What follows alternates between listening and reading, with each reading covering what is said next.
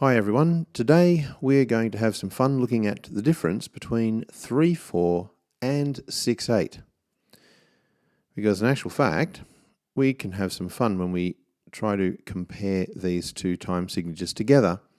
And for centuries, composers have mucked around with this and come up with all sorts of fun and interesting things. So 3/4 and 6/8, well, what do they have in common? They can both contain 6 quavers. So they're kind of the same length, the same size. And yet they are so different. So let's look at what is the difference between them. So let's have a look. So let's first of all, what is 3/4? Well, 3/4 is 3 crotchets. What is 6/8? Well, I know you want to think that 6/8 is 6 quavers, but we looked at in our last episode that really the truth about 6/8 is that it's compound time where all the beats are grouped in threes. So whenever there's 6 beats in the bar, all the beats are grouped together in threes, which means 6/8 is really 2 dotted crotchets. And that's how you need to think about it.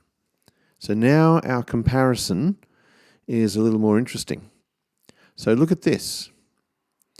Here is 3 crotchets and here is 2 dotted crotchets, which of course both add up to the value of 6 quavers.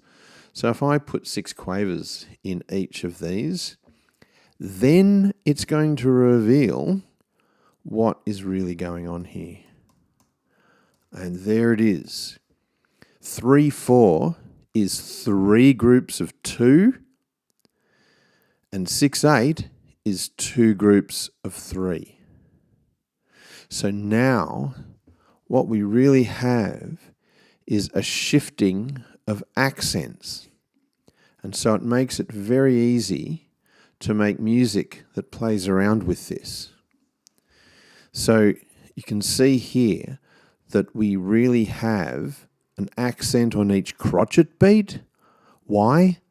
Well, because we're counting crotchets. 3/4 means 3 crotchets in the bar. But over here, we have an accent on the 2 compound beats, the dotted crotchets. So the counting is very different. So it's going to go like this, right? If we went 1 and 2 and 3 and, then we're going to go 1, 2, 3, 4, 5, 6.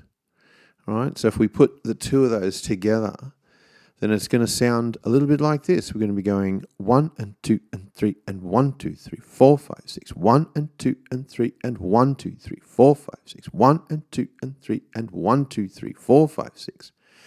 All right, so if you wait for the end of this video, I'll put a little tune together that compares them, switches from one to the other so that you can make sense of it.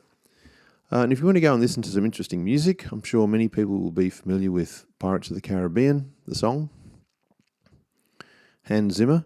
Well, you can have a listen to that because the tune is in 3/4 and the accompaniment is in 6/8. And so you get the playoff between these two accent systems.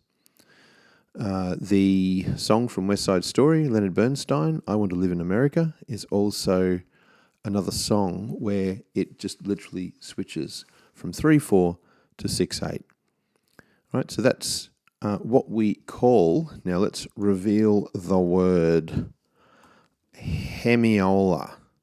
My goodness, how big can we make this word? Surely I can increase. What do we want? Bold italic? Yeah. And now here we go. You ready? Hemiola. Okay, it sounds like some sort of disease or something, but in actual fact, Hemiola is that playoff between the two accent systems. All right, and is just a really interesting form of syncopation. So off you go and muck around with a Hemiola.